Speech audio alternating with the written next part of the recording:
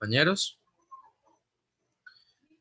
Desde el TCU 572, que se llama Educación Ambiental en el área de amortiguamiento de la Reserva Alberto Manuel Brenes. Es un placer contar hoy acá con ustedes, con su compañía. Un saludo especial a Jessica, que nos va a acompañar hoy con su charla. Muchas gracias. Y bueno, para comentarles un poco, esta semana estamos en el marco de la Semana de la Agricultura 2021. El Día del Agricultor se celebra el sábado, el próximo sábado 15 de mayo. Y bueno, desde el TCU nos permitimos organizar este espacio de charla donde vamos a compartir saberes con personas como Jessica, con temas que se relacionan con nuevos enfoques, nuevos retos o tecnologías que se pueden aplicar en la agricultura. Y bueno, sin más, hoy nos acompaña Jessica Arias. Jessica es máster en desarrollo sostenible y ahorita está cursando un doctorado en ciencias agrícolas. Y bueno, ella nos va a acompañar hoy con una charla de agroecología. Entonces, sin más, Jessica, te doy el pase y arrancamos.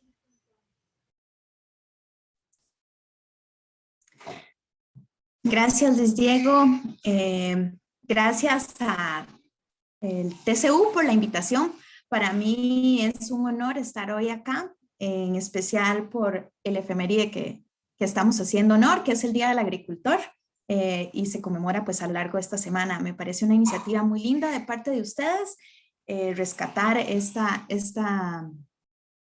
este quehacer tan importante. Y bueno, para mí es un privilegio y también algo personal muy especial porque, bueno, no sé si pueden ver atrás, creo que al fondo ahí, esa foto que está es de mi papá, está cogiendo café. Él ha sido agricultor.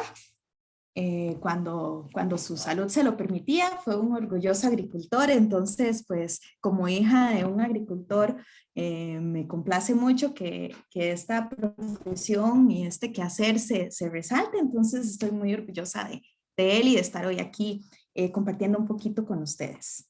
Creo que la dinámica tal vez sería, si en algún momento tienen consultas o comentarios, que los pongan en el chat y tal vez al final los moderadores me colaboran un poco con algunas inquietudes que puedan surgir. Voy a iniciar a compartir pantalla.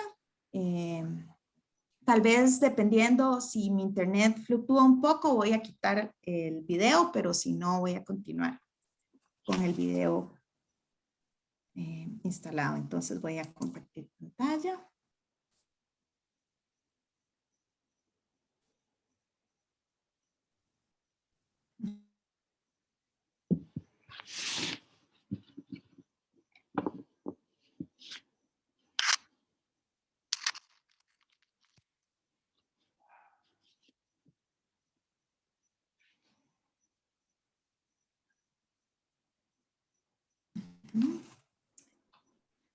Este tema, están muy familiarizados, empapados.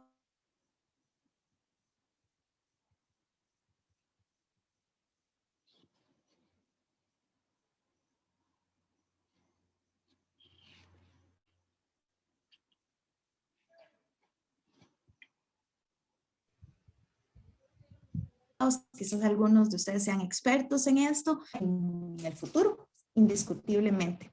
Entonces, sin más preámbulo, bueno, inicio un poco hablando y remontándonos a la historia de la agroecología.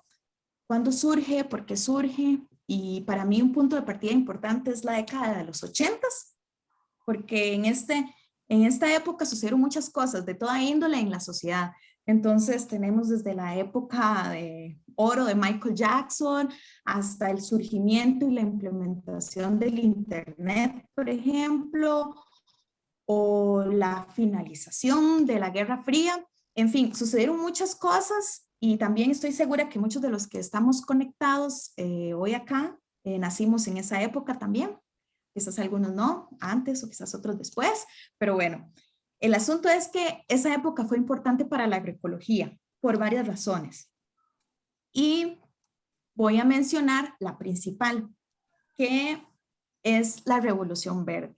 Entonces, imagino, de hecho, que ya muchos de ustedes están familiarizados con qué fue la Revolución Verde y las implicaciones que tuvo, pero por aquello brevemente menciono que, bueno, fue un movimiento, por así decirlo, una situación que sucedió a nivel mundial.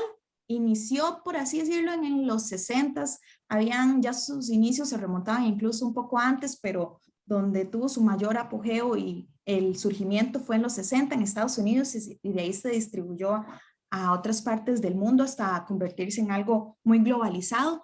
¿Y en qué consistía? Bueno, en muchas cosas, pero básicamente lo que hizo fue este evento mundial tratar de, hasta cierto punto, simplificar los agroecosistemas y también simplificar la producción campesina con el fin de aumentar la productividad en los cultivos principalmente. Entonces, estos cultivos en los que se invirtió mucha investigación y recursos fueron analizados independientemente uno de otro, es decir, se enfocaron o en el arroz o en el trigo, pero no con un enfoque sistémico como tal, sino como un enfoque en especies y en especies aisladas entre ellas. Y como parte de eso que hicieron, que se hizo, pues, incluyó el mejoramiento genético de semillas para mayor rendimiento, la mecanización de los sistemas productivos, el uso de fertilizantes químicos y los agroquímicos para el control de plagas y enfermedades en los cultivos. Todas estas inventivas y estos nuevos insumos que se le están aplicando a la agricultura provenían y eran provistos y son provistos actualmente muchos de ellos por firmas internacionales, que estas firmas pasaron de hecho a colonizar o a tener en su poder prácticamente toda la cadena agrícola y la cadena alimentaria en sus distintos eslabones. Entonces, como esto inicia en los 60, entonces pasan los 60, los 70, para los 80 se ve reflejado algunas falencias y iba en detrimento de la productividad. Ya se necesitaba más insumos, se necesitaban más productos para obtener el mismo resultado que antes se obtenía con menos. Entonces, como hubo que aplicar mayores dosis en intervalos de tiempo menor, por ejemplo, de plaguicidas o de fertilizantes, y aparte de esto, los productores pierden mucha de su autonomía. Entonces, esa es una realidad que deja por fuera a muchos productores, principalmente en áreas más pobres, por temas de acceso a recursos, por temas de acceso a insumos, el precio elevado de los mismos. Entonces, el sistema empieza a fallar, y no solo a nivel social de exclusión, sino también a nivel ambiental. Muchas plagas se vuelven resistentes a los pesticidas, entonces esto también afecta contaminación de aguas, contaminación de los suelos, entre otros muchos factores. Y es ahí, a raíz de esta situación, entonces, que en los 80 empieza este movimiento, este resurgir de la agroecología. ¿Por qué digo resurgir? Porque en realidad las prácticas agroecológicas, muchas de las prácticas agroecológicas son prácticas ancestrales ya, pero que en esta época de los 80 se retoman y se le da un nuevo enfoque y se visualiza desde una perspectiva más científica, por así decirlo. Entonces tenemos acá en pantalla dos ejemplos de científicos latinoamericanos que han sido considerados pioneros en el surgimiento de la agroecología como paradigma científico. Miguel Altieri, Clara Nichols y también Santiago Sarandón, de Colombia y de Argentina respectivamente. Ellos han hecho una investigación bastante detallada de los diferentes elementos que componen la agroecología, han incentivado su difusión, incluso en La Plata, donde trabaja Santiago Sarandón en la Universidad Nacional de La Plata, tienen un doctorado en agroecología y todo el departamento de la parte agrícola tiene este enfoque. Entonces, pues bueno, ahí inicia todo este como burbujeo de nuevas ideas en torno a la agroecología. ¿Por qué? Porque este nuevo paradigma surge para tratar en la medida de lo posible de dar respuesta a estos tres desafíos que ven acá en pantalla, que es, bueno, alimentar a la población, que siempre ha sido como un desafío de la humanidad.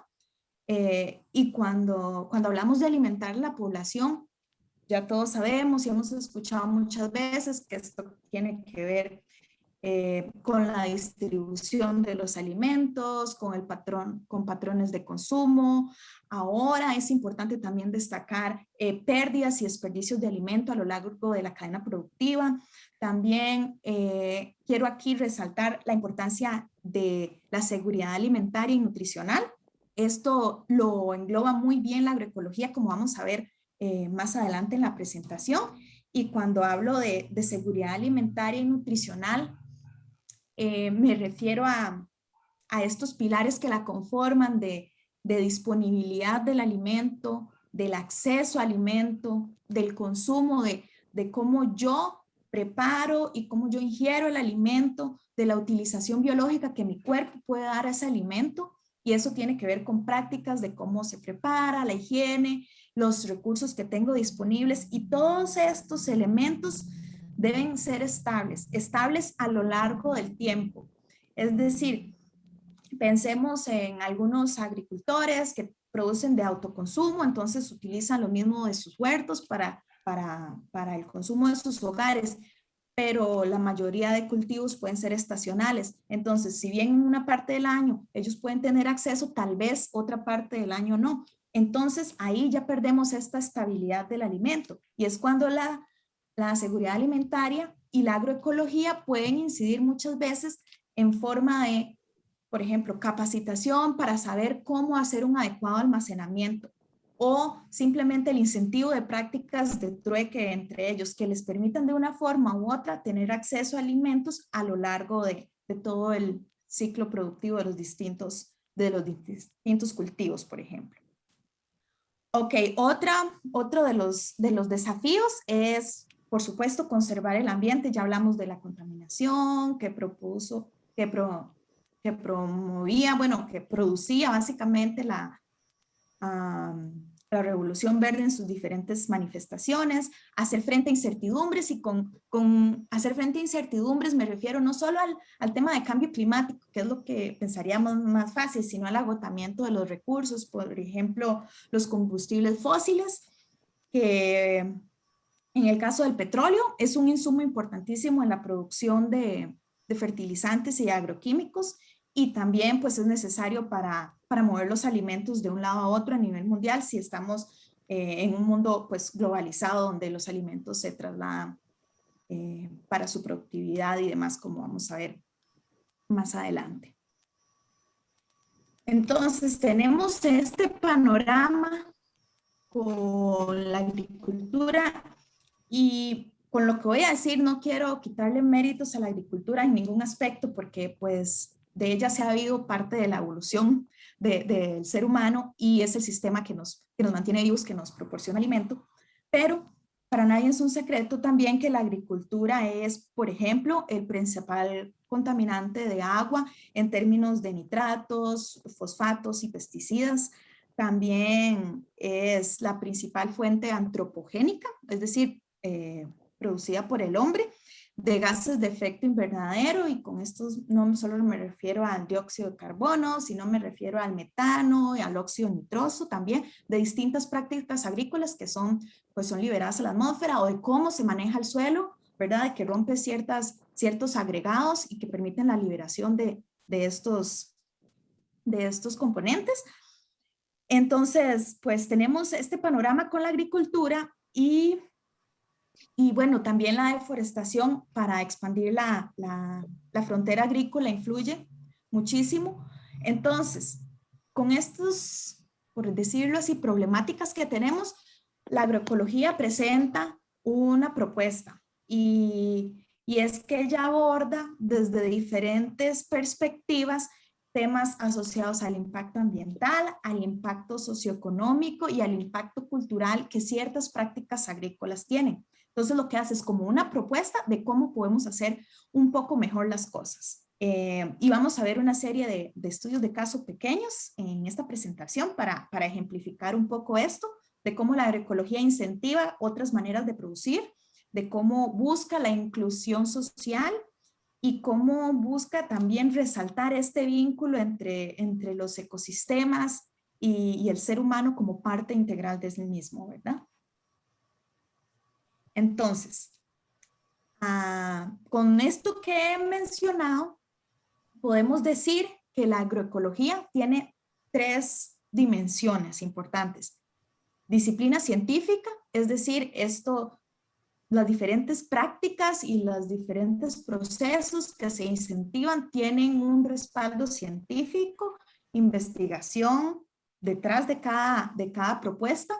Es un movimiento social, es un engranaje social de los diferentes actores que son parte del quehacer de la agroecología y del ejecutar la agroecología, las prácticas agroecológicas y las prácticas per se, que son ya en poner en el campo o en poner en acción diferentes propuestas que nos brinda la agroecología. Y bueno, y tal vez esto suena un poco idílico y como sin mucha forma, ¿verdad? Pero a mí me gusta este mapa conceptual que está acá, que lo ejemplifica un poco más concreto. Entonces, y pues de ahí el título de la presentación, que la agroecología es una disciplina científica. ¿Por qué? Porque toma enfoques científicos de distintas áreas del quehacer y del saber, que vamos a ver un poquito más adelante también. Es interdisciplinaria dentro de diferentes áreas del conocimiento, especialmente usando los enfoques de la ecología. Y cuando hablamos de movimiento, es de nuevo ese transmitir el conocimiento que se genera en la academia a quienes al final lo producen, perdón, lo ponen en práctica, que son los campesinos. Entonces, y pues en el medio de esos 2 eslabones están las ONGs o los grupos organizados que incentivan este tipo de prácticas. Y finalmente, la técnica en sí o el compartir de experiencias. Si aquí en esta charlita está alguno de mis estudiantes, no me deja mentir, que siempre destaco la importancia de este conocimiento horizontal, que la agroecología busca un conocimiento compartido de forma horizontal, nunca vertical. Es decir, que los agentes técnicos y los campesinos compartan de manera horizontal e incluso entre campesino y campesino. Tal vez han escuchado esta metodología de campesino a campesino. Es una metodología muy usada para difundir y compartir conocimientos técnicos entre los campesinos. Y bueno, esto es parte de. Entonces, me pregunto, o probablemente ustedes se pregunten, sí, suena todo esto muy bonito. ¿Y qué es la agroecología? Bueno, es que es difícil de definir en realidad. Tal vez yo al inicio pensaba, sí, la agroecología, esto es agricultura orgánica, o no, esto es permacultura, no, esto es agricultura natural o biointensiva. En realidad no es ninguna práctica específica agrícola como tal, sino que es un enfoque que busca sacar lo mejor de todas estas prácticas dentro del entendido de que los agroecosistemas son sistemas.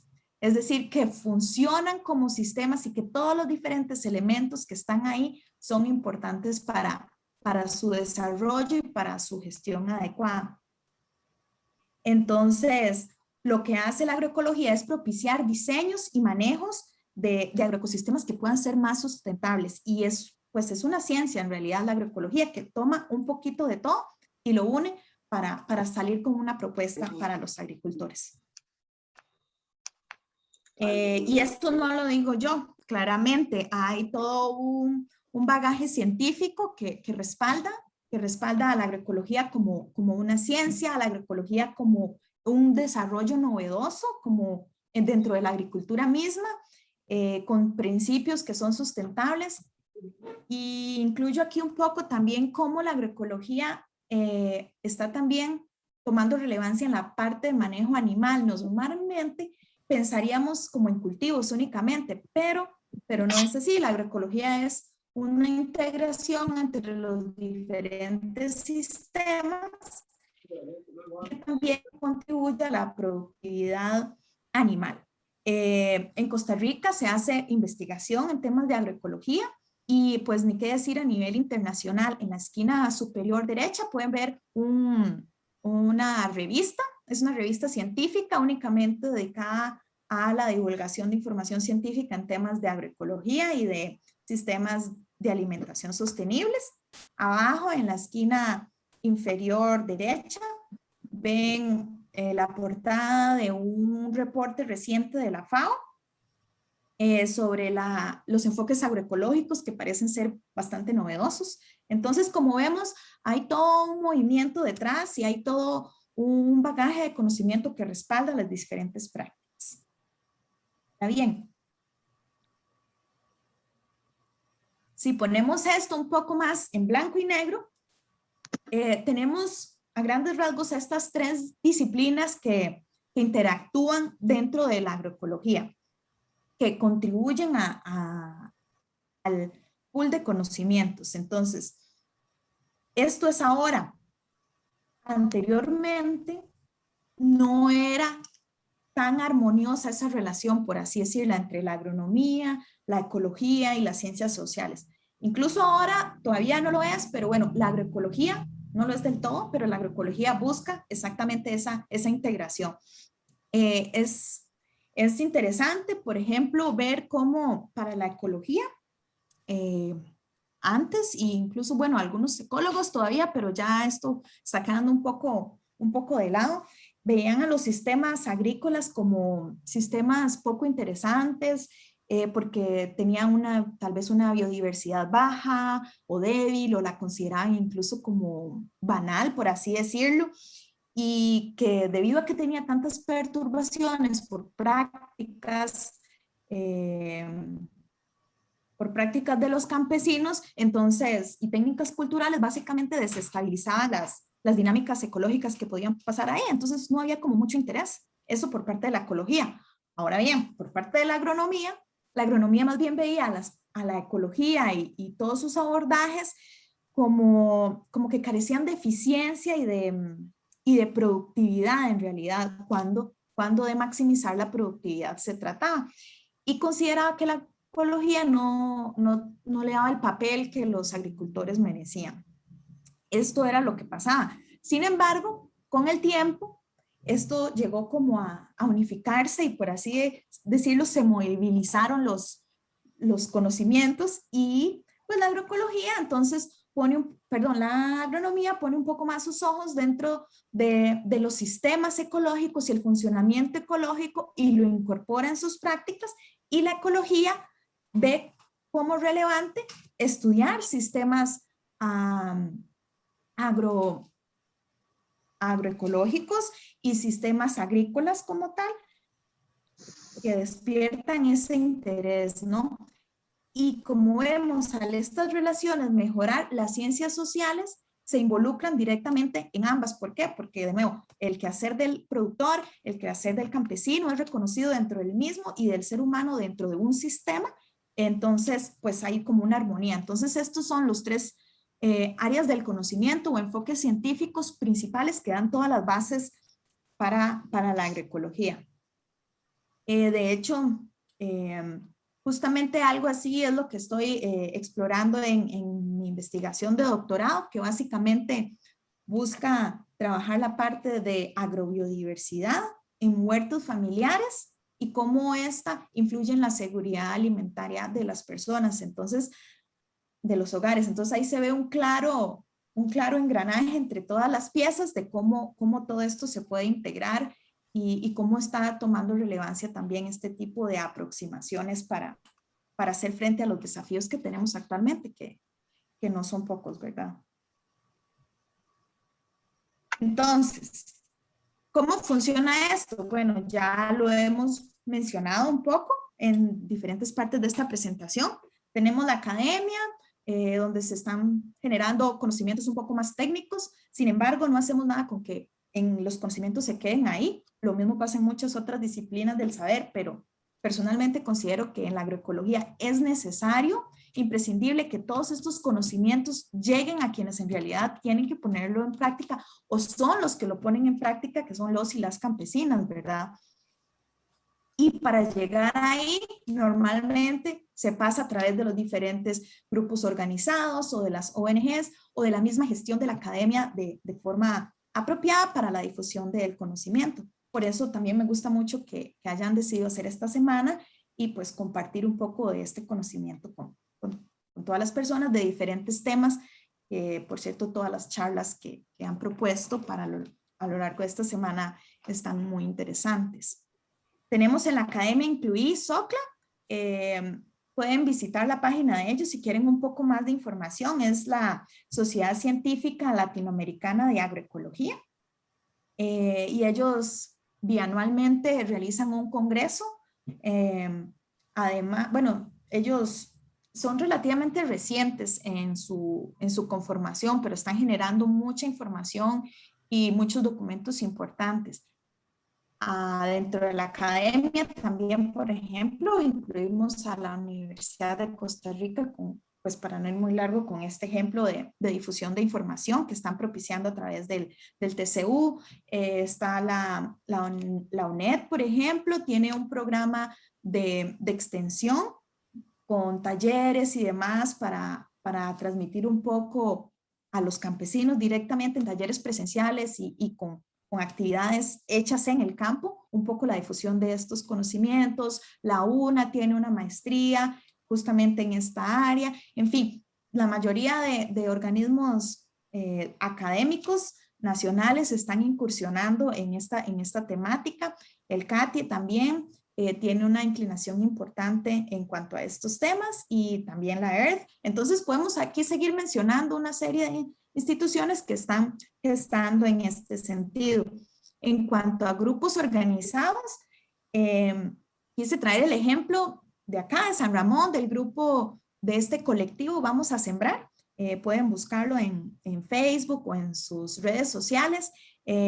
Básicamente son promotores desde diferentes aristas que lo veamos pues de la agroecología, del compartir de conocimientos, del acceso a recursos, de productos libres de contaminantes y de muchas otras actividades más. Abajo también incluye el logo de Semillas Plantae. También los invito a que conozcan un poco de ellos. Es un grupo, es una organización costarricense dedicada a la producción y comercialización de semillas de polinización abierta. Es muy bonito, la variedad es impresionante y pues yo he tenido muy buenos resultados con algunas que he adquirido de ellos y pues es una iniciativa muy bonita. Y finalmente tenemos a los campesinos, quienes son realmente quienes al final de esta historia ponen en práctica todos estos conocimientos. Y quiero traer a colación este ejemplo acá, que va de la mano con las prácticas que realizan los campesinos en el campo mismo, y es una historia, bueno, es una investigación, pero se puede contar a forma de historia de un campesino cubano, don Justo. Ahí en su finca se realizó un experimento de una forma que él tenía de producir, una conversión que realizó y cómo resultó al final. Entonces, en muy grandes rasgos, les puedo decir que él tenía su predio, implementó básicamente asociaciones de cultivo. Entonces, un cultivo que crece a nivel del suelo, por ejemplo, ayote o frijoles, junto con otro cultivo que crece hacia arriba, por ejemplo, el maíz, fue lo que él trató un poco de diversificar. Entre otros cultivos que tenía ahí, la idea de eso fue ofrecer protección al suelo, humedad y demás. Con eso y un par de prácticas más asociadas a la conservación del recurso agua en su finca, se vio este cambio que tenemos aquí en este gráfico que se los voy a explicar. En naranja podemos ver cómo se comportaba el agroecosistema previo a esas modificaciones. Entonces vemos abajo que el uso de abonos químicos tenía un nivel 5. Del 0, vemos que van del 0 al 5, siendo el 0 un valor bajo y el 5 el valor más alto. Entonces tenían el uso de abonos químicos alto y el uso de arado en el suelo también muy alto, roturación de suelo. Mientras tanto, otros elementos que son importantes, por ejemplo, como la producción de materia orgánica, estaba sumamente bajo, lo mismo con la protección de hábitat y demás. Al implementar estas prácticas que les comenté, el sistema se transformó y podemos ver cómo con verde se marca la nueva realidad del sistema y el uso de abonos químicos se redujo por completo. Y lo mismo el manejo del suelo, la práctica de labranza excesiva que había. Y otros indicadores positivos se mejoraron, por ejemplo, la protección del hábitat, la materia orgánica, calidad del medio ambiente e incluso los recursos económicos aumentaron, esto asociado a la productividad. Entonces, con un ejemplito así sencillo de cómo en una finca, pues con algunas modificaciones, se pueden ver resultados importantes en la productividad, generalmente cuando se enfoca en el trabajo desde el suelo, porque primero, lo más importante es la calidad del suelo y de ahí parte todo lo demás. Y bueno, justamente por la importancia del suelo, por lo relevante de sus funciones, es que incluí acá este infográfico de la FAO. Me parece lindísimo, me parece muy pedagógico, ilustrativo, de la cantidad de servicios ecosistémicos que brinda el suelo que normalmente no tenemos en cuenta o lo pasamos por alto, y cómo su cuidado es realmente fundamental, no solo para la producción agrícola, sino para nuestro existir en general, ¿verdad? Entonces tenemos lo que normalmente pensamos, sí, nos facilita el suelo alimento y combustibles, pero también está un poco más, va un poco más allá. Entonces hablamos de la retención de carbono. Recordemos que el suelo es a nivel global el segundo sumidero de carbono más importante después del océano. Entonces, pues ahí tenemos un servicio ecosistémico importantísimo, está asociado otros también con la purificación del agua, es como por decirlo así, un filtro.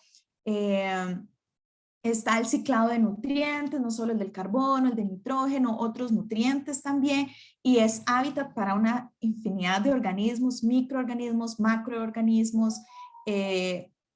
Es absorbente, lo hemos visto, y sabemos la capacidad que tiene de retención de agua. Eso contribuye a la regulación de las inundaciones. En fin, incluso hasta acá resalta la herencia cultural cuando hablamos de restos arqueológicos, y no solo restos arqueológicos, es que en el suelo vemos la historia de nuestra tierra, vemos la historia de la humanidad en sus diferentes capas. Entonces es un registro histórico importantísimo para nosotros. ¿Y qué nos dice la agroecología del suelo? Bueno, muchas cosas. Que hay que protegerlo desde cualquier perspectiva que se mire, y nos da una gama de posibilidades interminables. Acá incluí solo algunas de diferentes prácticas que se hacen que benefician de una forma u otra el suelo. Entonces va desde la producción de materia orgánica o de abonos verdes, que va desde el tipo de labranza que hacemos al suelo, desde el tipo de cultivos que tenemos en ellos, de la rotación de esos cultivos, y son todas diferentes estrategias de manejo que no son una receta, ¿verdad? Todas se aplican dependiendo de las condiciones, dependiendo el área, dependiendo de las prácticas culturales, de la apertura de los campesinos, ¿verdad? Entonces, pues no es que todas estas se pueden aplicar en un mismo lugar, o que todas tendrían un éxito, ¿verdad? No es una receta, y es hecho según y aplicado según las condiciones. Y no es que necesitamos hacer todo eso para decir, bueno, ya tenemos una finca agroecológica, qué bien, o una región agroecológica, o una comunidad con transición hacia la agroecología, no, sino que cada práctica cuenta, y cada cosa, por pequeña que sea, puede contribuir, y eso es lo que buscamos, difundir información que nos permita darnos cuenta, mira, esto es algo sencillo que se puede hacer, que que simplemente va a contribuir. No es necesario aplicar todo ese montón de ideas, pero poquito a poco sí podemos tener un impacto importante. Entonces, algunos campesinos, muchos en realidad realizan ya estas prácticas. Como les dije al inicio, son prácticas ancestrales algunas, otras han cambiado un poco el enfoque o tal vez el conocimiento de cuándo hacerlas o cómo hacerlas es el que ha ido modificándose y ajustándose más al tipo de cultivo y las realidades ambientales actuales, pero ya muchas existían. Acá les quise traer un ejemplo de un mismo cultivo con diferentes prácticas.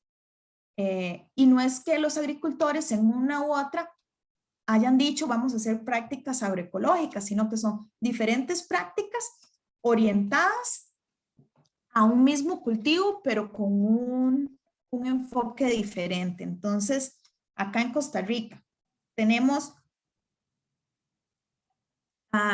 estas imágenes, ambas son del Valle Central, fue parte de la investigación de maestría que realicé, y ambas son en el Valle Central, pero del mismo cultivo, la caña de azúcar, pero con prácticas diferentes. Entonces tenemos pues el más común de ver, el intensivo y el convencional, al lado derecho mío del computador, y al otro lado tenemos uno que es tradicional, semiconvencional. ¿Y por qué le di ese nombre?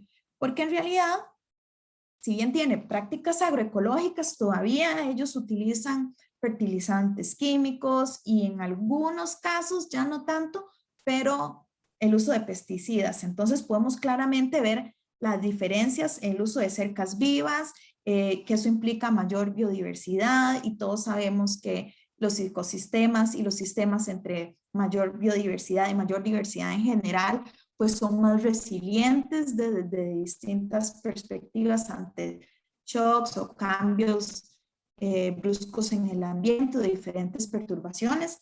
Incluso estas cercas vivas acá tienen algunas plantaciones de los citados y la flor de Itao, y sabemos que eso también es parte del folclore y de la gastronomía costarricense. Entonces podemos ver claramente una diferencia muy marcada. En los mismos lugares también vemos otros tipos de diferencias. En este caso quise resaltar el transporte.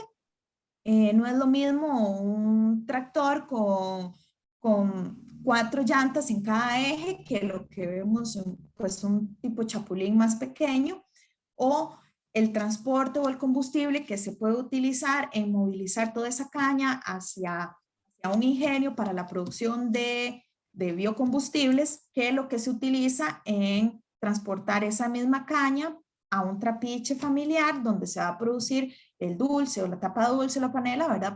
Para el consumo local. Y bueno, también sé que me van a decir, sí, pero ambas cosas se necesitan y estamos de acuerdo. Sin embargo, lo que quiero resaltar aquí es cómo las cosas se pueden hacer un poco diferentes. Como siempre hay espacios para mejora. Hablemos aquí, por ejemplo, de la compactación del suelo, la erosión del mismo, o en este caso, el manejo de plagas. En un lado tenemos la corta de caña con quema, que tiene, bueno, toda una lógica y por la estacionalidad de la caña, por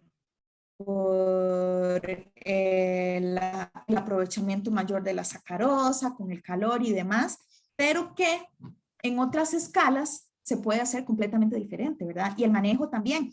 Vemos ahí con el uso de agroquímicos, en este otro lado los agricultores lo hacen no manual, claramente, pero lo hacen mecánico, igual permite el desarrollo de la caña, o utilizan tipos de trampas de luz o trampas de hormonas para el control de las plagas, que a la larga se pueden mejorar, de nuevo, usando el conocimiento técnico y científico para manejarlo en mayores escalas. Y justamente asociado a esto, es que quiero destacar la parte humana. Y es que acá tenemos ejemplos de los dos sistemas. En el intensivo convencional, los cortadores de caña están expuestos al calor reciente de la quema de la caña, porque normalmente se debe cortar en horas próximas a haberse quemado por temas de la concentración de la sacarosa que les mencionaba. Entonces, estas personas están expuestas no solo al calor, sino a todas las reacciones químicas que se desencadenan a raíz de los químicos que ya estaban ahí, los pesticidas, los fertilizantes, con el fuego. En el otro lado abajo veíamos a un productor cortando la caña cerca de un bosque. Entonces pensemos en el tema de sombra, ¿verdad? Las prácticas o las prácticas de las empresas representan un eje muy importante en la agroecología. Normalmente las empresas grandes pagan por cantidad de caña cortada, mientras que las empresas pequeñas sí pagan por cantidad de caña cortada, pero a sus cortadores les pagan por horas. Entonces, como el sobreesfuerzo no es tanto. No sé si me explico un poco en ese sentido. Y quisiera destacar un elemento importante que también va de la mano con la agroecología, y es la salud.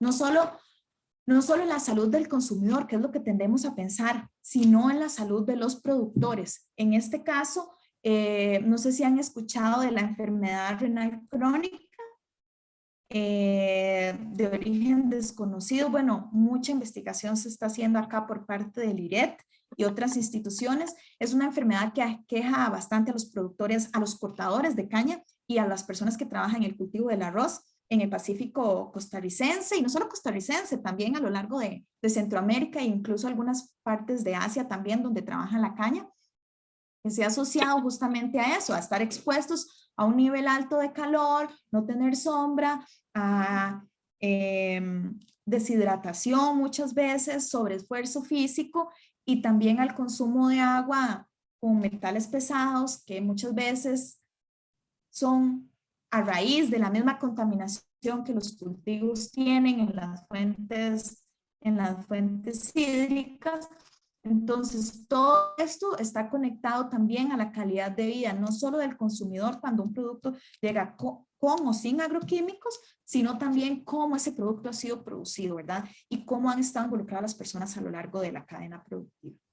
Entonces, con esto que les comentaba, uno se pone a pensar, bueno, sí, probablemente la agroecología funciona y funciona para pequeños productores o la agricultura familiar, pero funciona realmente a una escala mayor o intensificado.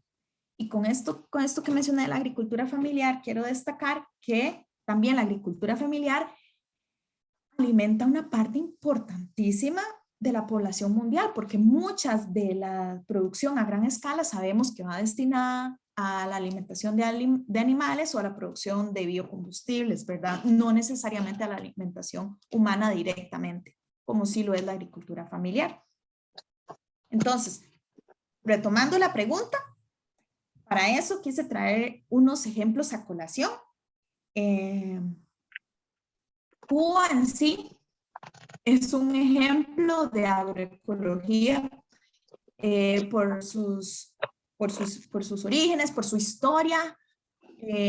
Ellos han desarrollado unas prácticas impresionantes, no solo agricultura en lo rural, sino también en las ciudades o en las periferias de las ciudades.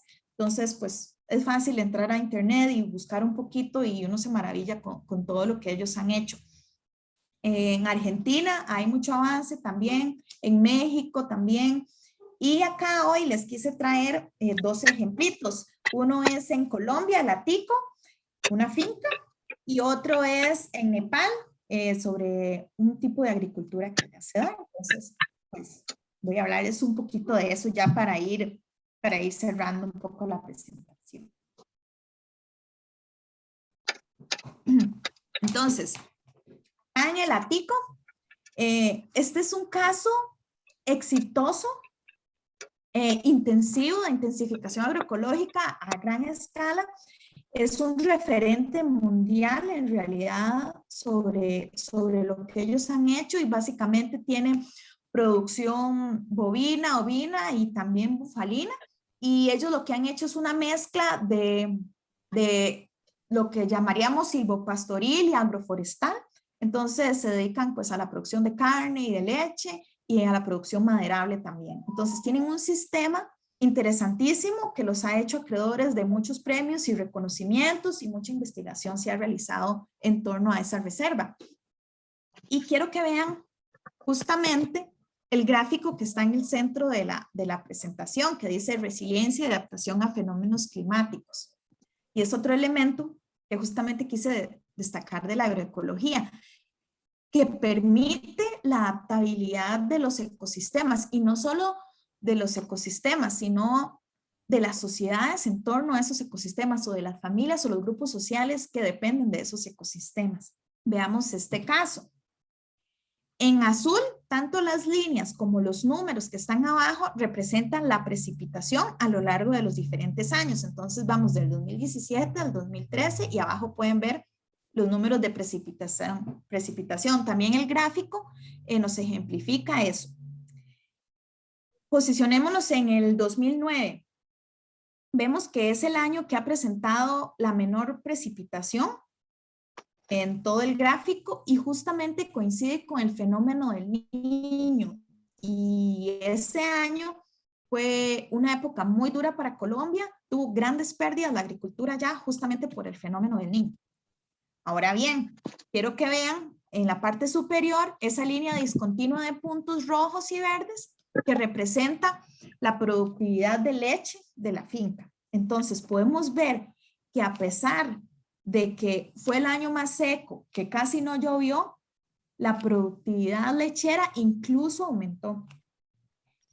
Y eso demuestra el buen manejo que se tenía del agroecosistema, el buen manejo de los pastos, las buenas condiciones del suelo, el buen manejo hídrico de la finca, y que no se vieron expuestos mayormente a ese fenómeno climático. Entonces, esto es un ejemplo muy bonito, y pues los invito a que conozcan un poco. Hay bastante información al respecto. Ahora bien, mi último ejemplo para ir cerrando esta presentación, que me encanta en realidad, es el sistema de producción de arroz y pato. Este es un sistema que se da en distintas partes de Asia. Bueno, principalmente hago referencia a uno en Nepal, donde integran el arroz con los frijoles. Perdón, muy tico eso, ¿verdad? El arroz con los patos. Como dice ahí, el arroz es una planta relativamente de crecimiento lento. Hay diferentes variedades de arroz que pueden tener un desarrollo más rápido o un desarrollo más lento. Las de más rápido pueden estar produciendo en 95 días y las más lentas en 250. El promedio anda por ahí de 120 días más o menos, para que se hagan una idea. Los patos, ellos pues los utilizan de una forma muy interesante. Siembran las plantitas de arroz distantes una de otra, la distancia suficiente para que los patos puedan movilizarse, como se ve en la imagen, alrededor de las plantas, y que se han sembrado las plantas entre 10 y 20 días después, que ya están un poco más fuertes y grandecitas y que el cuerpo de los patos no las va a destruir, incorporan los patos dentro del cultivo. ¿Cuál es la idea de esto? Bueno, estos patos ahí se van a alimentar de insectos, se van a alimentar de otras arbences o, digamos, malezas, mal llamadas malezas, y van a hacer un poco más fácil el manejo del cultivo. Entonces, ¿qué implica esto? Bueno, que haya una disminución en el uso, y prácticamente nula en algunos casos, de agroquímicos para manejo de las malezas, y que anteriormente la remoción de malezas, si no era a través de químicos que a la vez iban a contaminar el agua, y sabemos que se usa mucha agua en el cultivo del arroz, era hecho a través de mano de obra manual. Entonces ahí se está ahorrando trabajo manual, se está mejorando la condición del ambiente, y adicional a eso, las excretas de los patos permiten enriquecer el suelo mismo. Entonces tenemos ahí como una simbiosis y una interacción interesante dentro de este sistema. Asimismo, estos patos, al andar para acá y para allá dentro del cultivo, no lo están compactando porque ellos son livianos. Sin embargo, están, por decirlo así, aireando y estimulando el suelo. Entonces eso permite una mejor circulación de aire y asimismo, con estar para arriba y para abajo, también estimula la disponibilidad de los elementos que ellos mismos liberan con sus excretas, como el nitrógeno y el fósforo, ¿verdad? Entonces, que puedan ser disponibles para las plantas y su absorción. Entonces, vemos cómo es un ejemplo bastante interesante. Y al final del proceso, cuando ya se va a formar la panícula del arroz, es decir, como la flor del arroz, entonces ahí llega el momento en que los patos se retiran.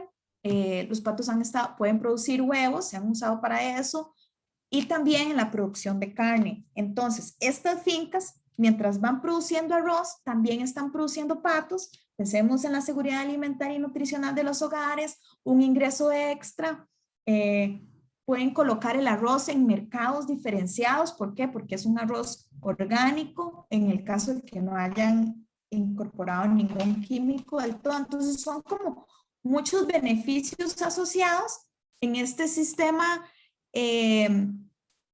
de producción que vemos acá y que ha demostrado tener un 50% mayor de ingresos netos a los productores. ¿Por qué? Porque ya también venden la carne de pato, venden los huevos, consumen esa carne, lo que les deja dinero extra para adquirir otros bienes, adquirir otros productos.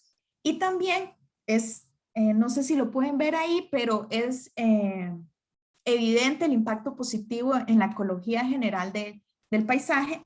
La imagen de fondo son unas parcelas grandes, van rotando los patos dependiendo del estadio del arroz, y bueno, están demarcadas como con unos aranes alrededor para que claramente los patitos no se escapen y tampoco lleguen depredadores. Finalmente, estas parcelas han mostrado un 20% mayor de productividad en el arroz mismo. No estamos hablando del aumento de productividad de todo el predio, incluyendo los patos y los beneficios asociados, sino únicamente del arroz mismo ha tenido una mayor productividad. Entonces, creo que estos son ejemplos a gran escala de intensificación agroecológica de distintas prácticas novedosas que se pueden incorporar y que pueden realmente beneficiar. Traté de hablar de un ejemplo de acá, Costa Rica, un ejemplo de Latinoamérica y pues también movernos a otra parte del mundo donde todas estas ideas pues están surgiendo y se están aplicando. Y de nuevo, esto no lo digo yo, hay muchos estudios, en el caso, estos sobre los patos en específico, y esta relación tan interesante en aumento de la productividad y apoyo a los granjeros y a los campesinos. Y bueno, y cómo esto pues ayuda a la sociedad en general, este tipo de prácticas, en especial en las comunidades pobres. Y bueno, creo que ya aquí termino mi presentación. No sé si hayan comentarios o consultas. Voy a dejar de compartir la pantalla. Y bueno, ha sido un gusto compartir con ustedes y no sé si había algo en el chat o no, pero bueno, ahí traté de compartir un poquito y no sé, espero no haberlos cansado.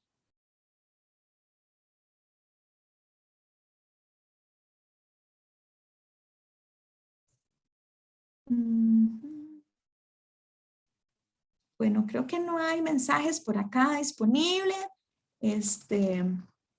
Creo que me parece en no realidad sé. que una muchacha, bueno, sí, ahí están haciendo preguntas, perfecto, en el chat. Ajá, ok, sí, claro. Hay fincas, como les digo, que son agroecológicas, fincas orgánicas, hay fincas en transición acá en Costa Rica. Y un ejemplo, quizá que pueden buscar también en las redes sociales que están preguntando por alguna puntual, es Finca Los Juncos.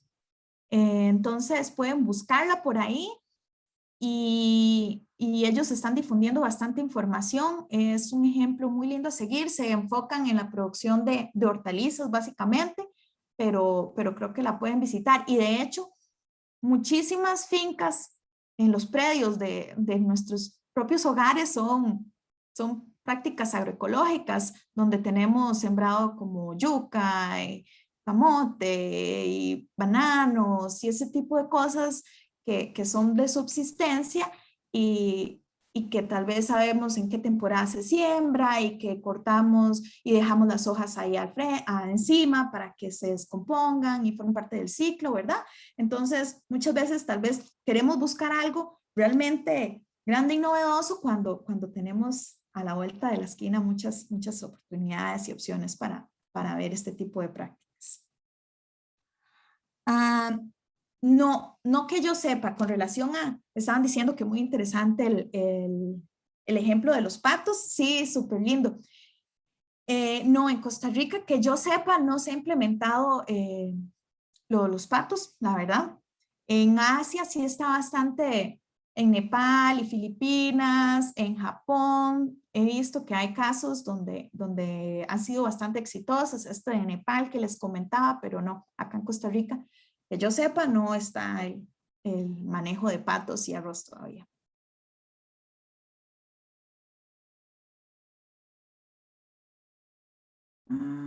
¿Qué considera que ha sido lo más innovador aquí en el país? Bueno, en cuanto a ese tema, bueno, el tema es súper amplio, ¿verdad? Pero yo creo, no tal vez innovador, pero yo creo que lo más importante que ha pasado recientemente acá en Costa Rica es el hecho de darnos cuenta de la importancia de la producción local, de la importancia del fortalecimiento de las cadenas de valor sostenibles, de las cadenas locales de producción y todo este apoyo que se ha generado a los pequeños productores. Yo creo que esto es un pilar importantísimo de la agroecología y creo que el país se ha dado cuenta a la fuerza de que esto realmente funciona y que realmente es necesario para sostener no solo a los productores que nos dan de comer, sino también para beneficiarnos a nosotros como consumidores. Más acorde, ok. Esta es una pregunta muy buena. ¿Cómo se podría impulsar a los dueños de fincas productivas que se sometan a un régimen de producción más acorde a los principios agroecológicos? Eso es muy importante y de nuevo, todas estas aplicaciones inician desde la parte social porque hay que conocer la comunidad o hay que conocer el agricultor, conocer cómo se maneja y saberle vender la idea o saberle llegar. Lo primero que he visto que ha funcionado mucho es el tema de los intercambios. Entonces, muchas veces productores que no están involucrados con este tipo de prácticas son invitados a días de campo o a intercambios con otros productores, es decir, los llevan a otras fincas para que vean otras formas de manejo y que los mismos dueños de esas otras fincas transmitan sus experiencias y sus vivencias y cuenten un poco de cómo se ha transformado pues su vida en general, pero también que hablen un poco de la rentabilidad, porque muchas veces ahí es donde radica el miedo, así como, ¿y esto realmente funciona? Y es que, pues no, nunca he hecho bioinsumos y entonces no sé si sean muy complicados y demás. Entonces, como este compartir de conocimiento y un poco matar un poco ese miedo, yo creo que es como la herramienta clave inicial para sembrar esa semillita y que de ahí se pueda partir. Hay muchas organizaciones, como mencionaba, la UNED, incluso el INA y demás, que ofrecen capacitación y ofrecen asesoría que se pueda aprovechar, pero muchas veces no se aprovecha porque tal vez no llega la información a quienes deben llegar. Entonces ahí es donde el rol de organizaciones, de grupos y de personas como ustedes es vital para hacer llegar este tipo de información y recursos a las personas que puedan eventualmente estar interesadas. Existen incentivos por parte del gobierno, el MAC, para que los productores implementen estas prácticas agroecológicas. Pregunta del millón.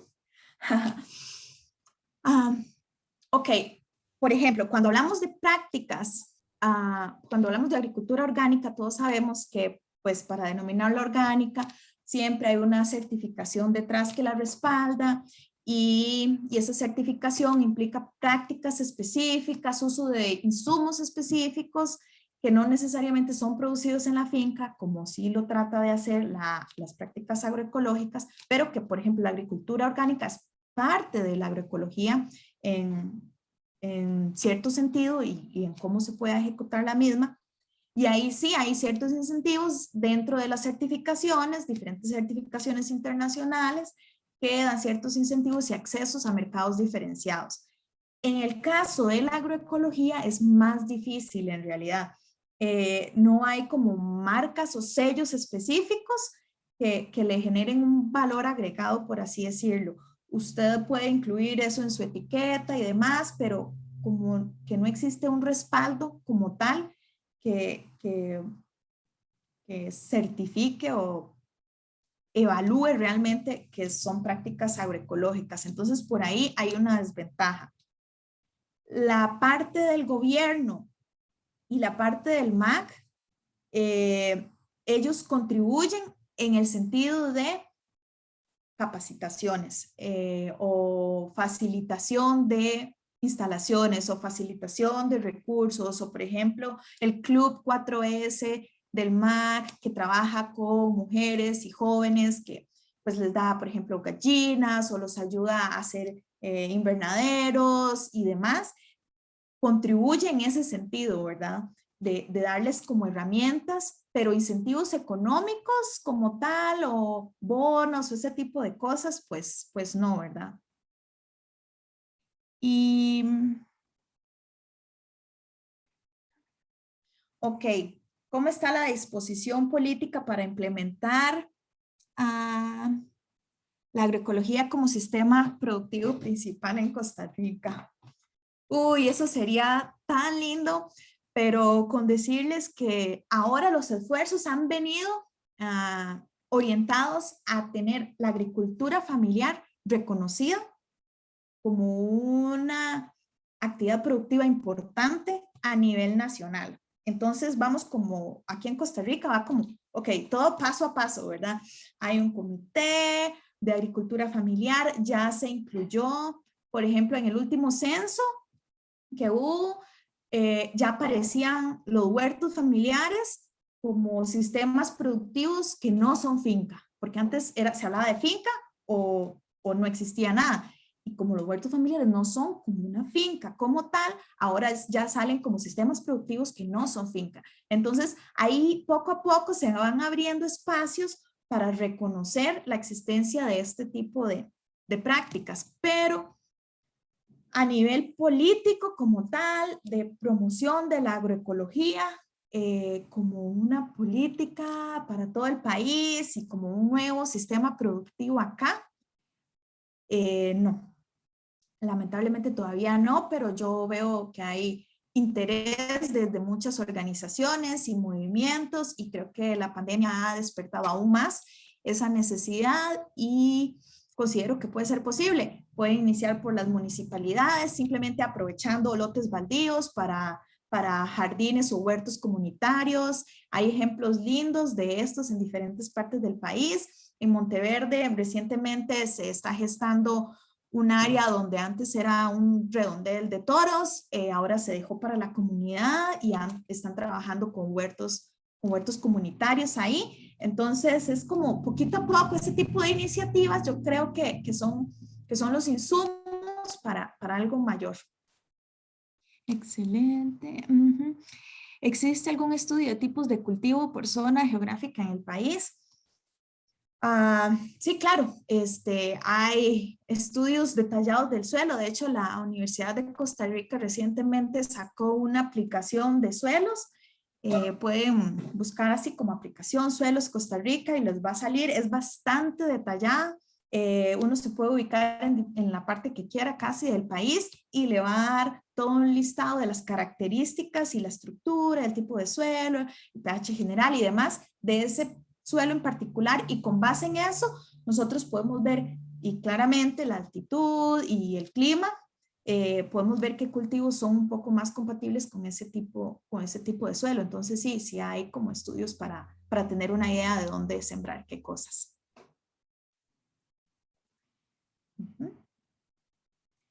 Bueno, creo que esas serían las preguntas que hay por el momento. Ahí bueno, creo que no sé si en algún momento les compartirán mi presentación, pero la voy a hacer llegar en PDF y ahí está mi correo electrónico por cualquier cosa y puedan revisar como los grupos estos, como Semillas Plantae, Vamos a Sembrar, el colectivo y otras organizaciones que mencioné ahí, que creo que si tienen interés en conocer un poco más puede ser bastante enriquecedor. Bueno, creo que entonces eso sería. Muchísimas gracias, Jessica. Bueno, y muchas gracias a todos los que se quedaron hasta el final. Creo que la verdad ha sido bastante educativo.